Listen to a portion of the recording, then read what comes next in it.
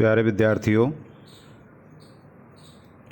हम राज्य प्रशासन का अर्थ, विकास एवं महत्व अध्याय का अध्ययन कर रहे हैं। इस अध्याय में अब तक हमने राज्य प्रशासन का अर्थ, राज्य प्रशासन की विशेषताएं, राज्य प्रशासन का विकास, राज्यों का पुनर्गठन, राज्य प्रशासन का महत्व आदि के बारे में पढ़ा। आज हम राज्य प्रशासन की चुनौतियाँ अर्थात राज्य प्रशासन के समक्ष जो चुनौतियाँ आती हैं वो कौन कौन सी हैं उनके बारे में अध्ययन करेंगे। राज्य प्रशासन स्थानीय जनता के कल्याण एवं विकास से संबंधित कार्यों को संपन्न करता है।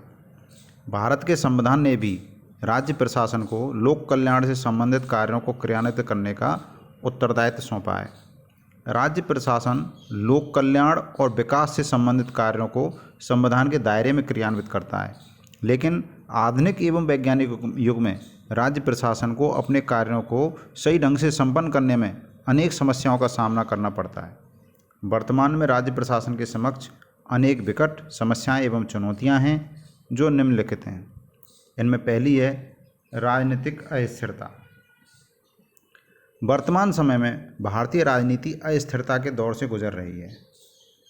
भारत में राजनीति संक्रमण काल से गुजर रही है। राजनीतिक उठापटक की गतिविधियां ज़्यादा बढ़ गई हैं।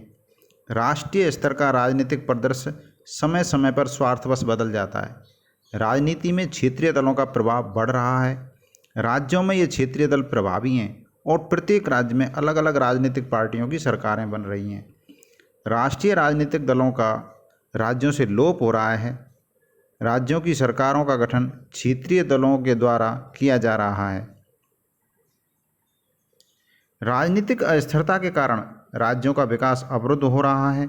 केंद्र और राज्य में सरकार विपरीत एवं भिन्न राजनीतिक दलों के होने से राज्यों का केंद्र सरकार से सामंजस्य नहीं हो पाता है, जिसके कारण राज्यों में विकास का मार्ग अवरुद्ध हो रहा है और राज्यों का सामाजिक और आर्थिक विकास नहीं हो पा रहा है। अतः राजनीतिक अस्थिरता के कारण देश और राज्यों में तालमेल नहीं हो पाता है, जिसके कारण राज्यों की प्रशासनिक कुशलता प्रभावित हो रही है। इसलिए राजनीतिक स्थिरता का होना विकास के लिए नितांत आवश्यक है। दूसरी चुनौती है वित्तीय संसाधनों का अभाव। राज्य प्रशासन के पास धन का अभाव रहता है। राज्यों के पास अपने स्वयं के वित्तीय स्रोत अत्यंत कम होते हैं। भारत के संविधान में राजस्व प्राप्ति के अधिकार केंद्र सरकार को प्रदान किए गए हैं।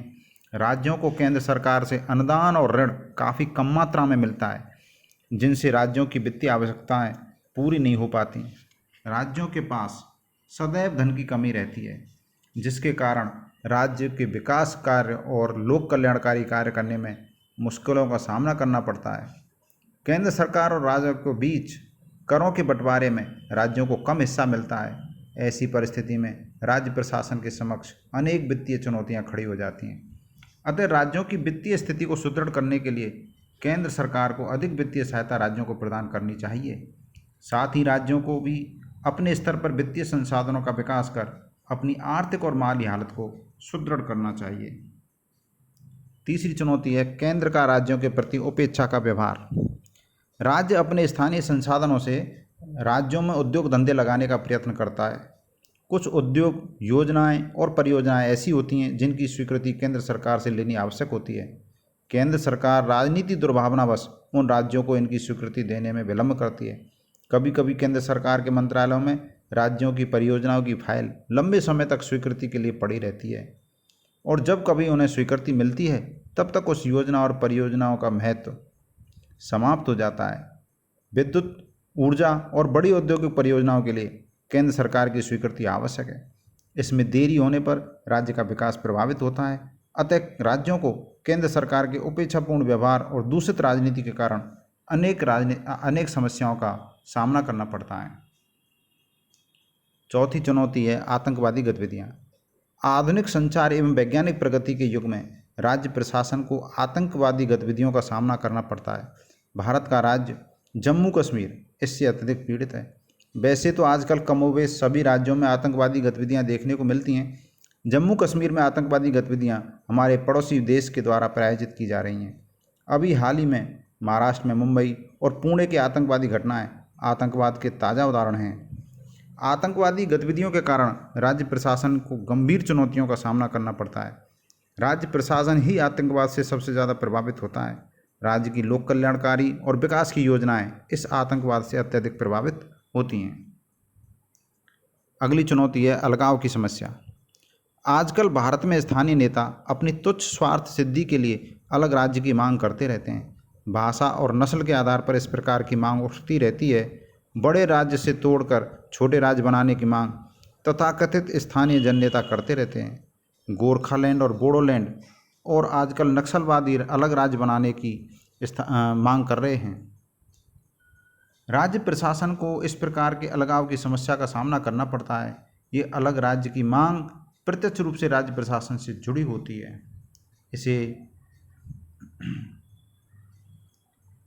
इसी प्रकार की मांग अलग जिले बनवाने की भी उठती रहती है। बड़े जिलों से नए जिलों का सृजन किया जाता है। ये नए राज्यों और जिलों के गठन की मांग किसी क्षेत्र की आवश्यकता होने के बजाय क्षुद्र राजनीतिक उद्देश्यों की पूर्ति का साधन और माध्यम बनता जा रहा है। नए जिलों और राज्यों की मांग की समस्या का सामना राज्य प्रशासन को करना पड़ता है। ये अलगाव की समस्या राज्य प्रशासन के समक्ष एक विकट समस्या एवं चुनौती है, जिससे राज्य प्रशासन को दो चार होना पड़ता है। अगली चुनौती है प्रदर्शन और आंदोलन। आए दिन राज्यों में अनेक धरने, प्रदर्शन और आंदोलन होते रहते हैं। छात्र, किसान, कर्मचारी और व्यापारी अपनी अपनी मांगों के लिए आंदोलन और प्रदर्शन करते रहते हैं, और कभी कभी तो ये आंदोलन और प्रदर्शन इतने उग्र और भयंकर हो जाते हैं कि उनसे जान माल का नुकसान उठाना पड़ता है। धरनों, प्रदर्शनों और आंदोलनों से आम जनता तो परेशानी उठाती ही है, साथ ही ये राज्य प्रशासन के लिए भी एक चुनौती बन जाते हैं। इस प्रकार का आंदोलन राजस्थान में आरक्षण की मांग को लेकर गुर्जर आंदोलन हुआ था। उस आंदोलन में राष्ट्रीय संपत्ति को भारी मात्रा में नुकसान हुआ, जनता को अनेक परेशानियां हुई, यातायात और आवागमन के साधनों को रोका गया। उस गुर्जर आंदोलन से राजस्थान के राज्य प्रशासन को भयंकर समस्या का सामना करना पड़ा। अनेक प्रशासनिक अधिकारियों पर गाज गिरी। कुछ प्रशासनिक अधिकारियों को निलंबित कर दिया गया तो कुछ को एपीओ कर दिया गया। राजस्थान का राज्य प्रशासन के समक्ष एक विकट समस्या खड़ी हो गई और उस समस्या से बहुत ही मुश्किल से निजात मिल पाई। इस प्रकार राज्य प्रशासन के समक्ष आंदोलनों और प्रदर्शनों की एक विकट चुनौती है, जिसका सामना राज्य प्रशासन को करना पड़ता है। निष्कर्षतः यह कहा जा सकता है कि राज्य प्रशासन के समक्ष अनेक चुनौतियां हैं, जिनसे राज्य प्रशासन को दिन प्रतिदिन दो चार होना पड़ता है, नहीं सामना करना पड़ता है, रूबरू होना पड़ता है। इन समस्याओं से राज्य प्रशासन व्यापक रूप से प्रभावित होता है। ये राज्य प्रशासन के समक्ष चुनौतियां थीं। अब हम अध्ययन करते हैं कि स्वतंत्र भारत में राजस्थान की स्थिति। स्वतंत्रता से प्राप्ति से पहले राजस्थान में लंबे समय तक देसी राजाओं का शासन रहा था। ब्रिटिश काल में देसी रियासतों ने ब्रिटिश साम्राज्य का आधिपत्य स्वीकार किया हुआ था। देसी राज्य ब्रिटिश भारत में अंग्रेजी सरकार से भी अधिकार प्राप्त करते रहे थे। राजस्थान में अनेक ब्रिटिशकालीन पॉलिटिकल एजेंट नियुक्त थे, जो अंग्रेजी सरकार और देसी रियासतों के मध्य समन्वय का कार्य किया करते थे। स्वतंत्रता के बाद देसी रियासतों को लौह पुरुष सरदार वल्लभ भाई पटेल के प्रयासों से भारत में विलय किया गया था। राजपूताने की 19 रियासतों और 2 चीफशिप तथा एक अजमेर केंद्र शासित प्रदेश को मिलाकर राजस्थान राज्य का निर्माण किया गया। स्वतंत्र भारत में राजस्थान को वर्तमान स्वरूप में आने में कई चरणों की यात्रा करनी पड़ी, तब कहीं जाकर राजस्थान 1956 में वर्तमान आकार को ग्रहण कर सका। राजस्थान के एकीकरण के विभिन्न चरण हैं, जो निम्नलिखित हैं। प्रथम चरण, मत्स्य संघ का गठन। 27 फरवरी 1948 को अलवर, भरतपुर, धौलपुर और करौली को मिलाकर मत्स्य संघ बनाया गया। इस संघ का मत्स्य संघ नाम कन्हैया लाल माणिक लाल मुंशी की सलाह पर रखा गया था।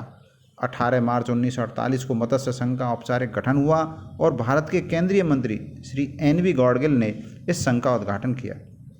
अलवर को मत्स्य संघ की राजधानी बनाया गया। महाराजा धौलपुर श्री उदयभान सिंह को इस संघ का राजप्रमुख बनाया गया, जबकि अलवर प्रजामंडल के नेता श्री शोभाराम कुमावत को इस संघ का प्रधानमंत्री बनाया गया। द्वितीय चरण, राजस्थान संघ का निर्माण। 25 मार्च 1948 को कोटा, बूंदी, झालावाड़, बांसवाड़ा, डूंगरपुर, प्रतापगढ़, किशनगढ़, टोंक और शाहपुरा की रियासतों को मिलाकर राजस्थान संघ बनाया गया। कोटा नरेश महाराज भीम सिंह को राजस्थान संघ का राज प्रमुख बनाया गया और इस संघ का प्रधानमंत्री गोकुल लाल असावा को बनाया गया। 25 मार्च 1948 को भारत के केंद्रीय मंत्री श्री NV गाडगिल ने इस संघ का उद्घाटन किया। कोटा को राजस्थान संघ की राजधानी बनाया गया। तृतीय चरण, संयुक्त राजस्थान का गठन। 18 अप्रैल 1948 को संयुक्त राजस्थान राज्य का निर्माण किया गया। राजस्थान संघ में उदयपुर रियासत को मिलाकर संयुक्त राजस्थान का निर्माण हुआ।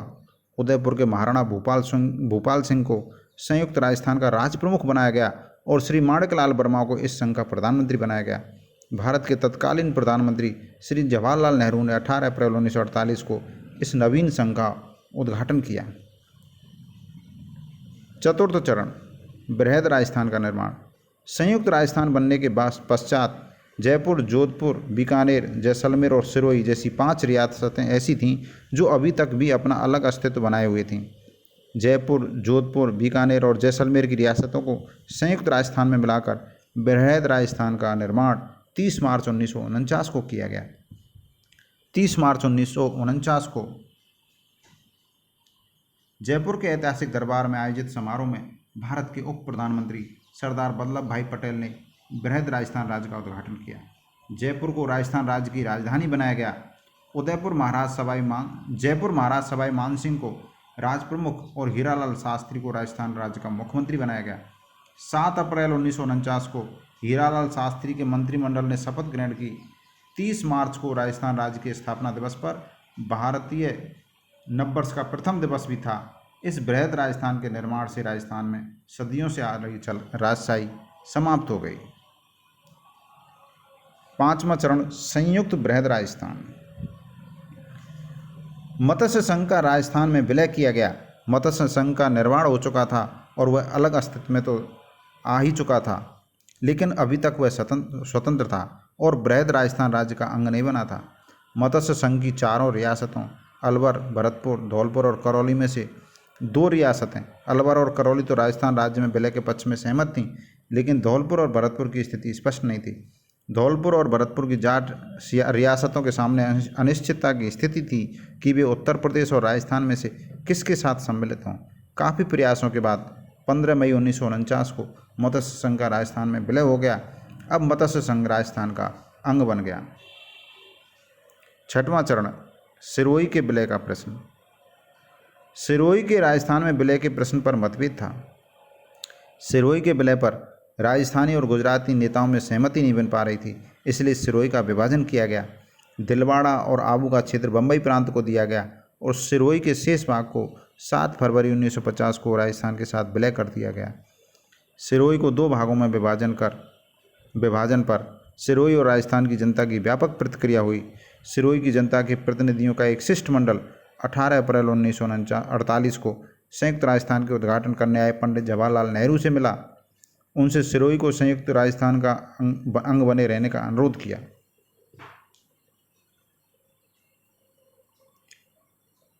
इस पर पंडित जवाहरलाल नेहरू ने सिरोही को राजस्थान में मिलाने का शिष्टमंडल को आश्वासन दिया।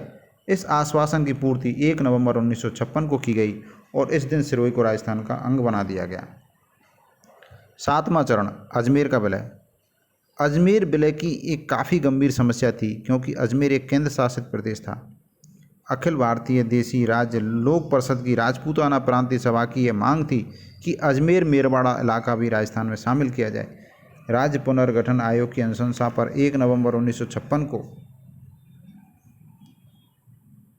देलवाड़ा, माउंट आबू, सोनेलटप्पा और अजमेर को राजस्थान में शामिल किया गया, जबकि झालावाड़ का सिरौंज मध्य प्रदेश में सम्मिलित किया गया। सिरोही के साथ साथ अजमेर मेरवाड़ा को भी 1 नवंबर 1956 को राजस्थान में विलय कर दिया गया। वर्तमान राजस्थान राज्य के गठन का प्रारंभ 18 मार्च 1948 को हुआ, जो 1 नवंबर 1956 को संपन्न या पूरा हुआ। 8 वर्षों के अंतराल में राजस्थान को एकीकरण के 7 चरणों से गुजरने के पश्चात राजस्थान राज्य ने अपना वर्तमान स्वरूप प्राप्त किया। राजस्थान राज्य के एकीकरण में अनेक कठिनाइयों का सामना करना पड़ा था। सरदार वल्लभ भाई पटेल की राजनीतिक सूझबूझ से ही राजस्थान का एकीकरण संभव हो पाया था। सरदार पटेल के अथक प्रयासों और अपूर्व कूटनीति का ही प्रतिफल था कि राजस्थान की 19 देशी रियासतों और 3 चीफशिप के क्षेत्रों का, चीफशिप यानी ठिकाने, एकीकरण संभव हो सका और राजस्थान में राजतंत्र को समाप्त कर वहाँ सुदृढ़ प्रजातंत्र की स्थापना की गई। राजस्थान से राजतंत्र हमेशा के लिए समाप्त हो गया। इस प्रकार राजस्थान भारत के संघ की अन्य राज्य इकाइयों की तरह एक राज्य इकाई बन गया। सरदार पटेल ने लगभग 565 देशी रियासतों के विलय कर उन्हें भारत में सम्मिलित किया। वर्तमान राजस्थान 1 नवंबर 1956 को अपने वर्तमान स्वरूप में आया, जो भौगोलिक दृष्टि से आज देश का सबसे बड़ा राज्य है। राजस्थान का क्षेत्रफल 3,42,239 वर्ग किलोमीटर है। इस प्रकार आज हमने राज्य प्रशासन के समक्ष चुनौतियां और वर्तमान स्वरूप में राजस्थान कितने चरणों के बाद आया, प्रत्येक चरण में किस किस जिले को सम्मिलित किया गया, कौन वहाँ का प्रधानमंत्री बना, कौन राज प्रमुख बना, इसके बारे में अध्ययन किया।